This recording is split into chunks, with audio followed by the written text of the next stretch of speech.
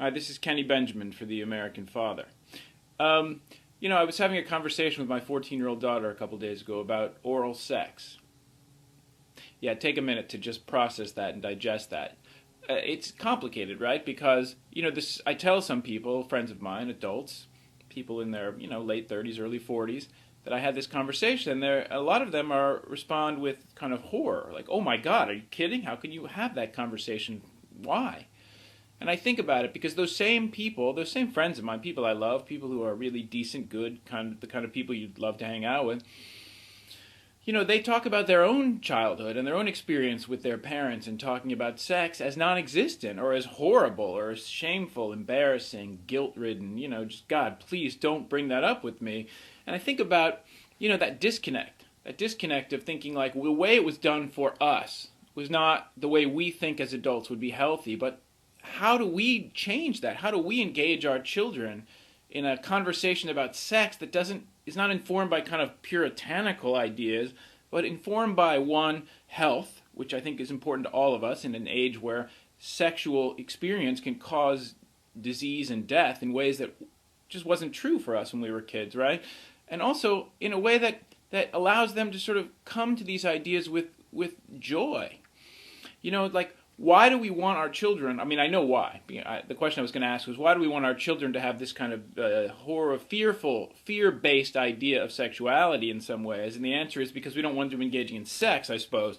But the reality is they live in a world with the internet. They live in a world where exposure to these ideas in media, all forms of media, happens at such a young age. I mean, I taught preschool years ago, and you talk to 5-year-olds, and they're aware of some of these things. You talk to 8-year-olds, third graders, they're really aware of it. You talk to 12-year-olds, and they know everything that we didn't know maybe until we were, in high school or later high school, or some of us later.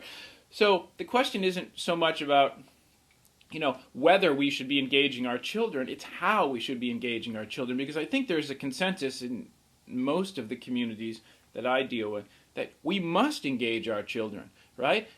But there's this discourse, there's this traditional idea that your children have. My daughter has it. When I said to her, "Sweetie, I'd like to talk to you about something," and the reason I brought this conversation up with her was because I had heard from other parents about children her age, in her grade, who were engaged in activities that was surprising to me. Oral sex being one of them. Like, whoever thought of 7th and 8th graders when we were growing up being engaged in oral sex? It just didn't happen. So this is the reality that children live with, and we as parents can take a number of positions on this. One of them is, which is so often the case, which is, this is wrong, you should not do this until you're older. Which for children, kind of goes in this ear and out the other, not because it's a bad sentiment, not because we come from this bad place, but because the reality of their lives, the lived experience of their lives on the ground, suggests other things than what we're saying. The way we explain to them, the way the world is, right? This is what's right and this is what's wrong. But that comes, again, informed by our history, our experience, our childhood. And this is probably true for all generations, although this is the first generation growing up with this, with the internet, with YouTube, with this voyeuristic video reality that none of us could have imagined when we were younger. So they do live in a different world, and to just dismiss the reality of their actual experience and not to be curious about it. My thing with children, and I say this to parents all the time, is we need to be curious. And it doesn't mean that we condone everything they do. It doesn't mean everything they do is right. It doesn't mean that we don't have standards or values, or we don't have a morality or a belief system that we hold dear.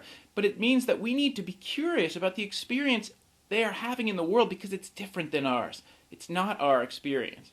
And that curiosity is the first step toward a more meaningful relationship and more meaningful conversations around the issues they face and the way they face them, which is so different than the way we face them. This is Kenny Benjamin for The American Father at www.theamericanfather, and we'll take up this conversation again.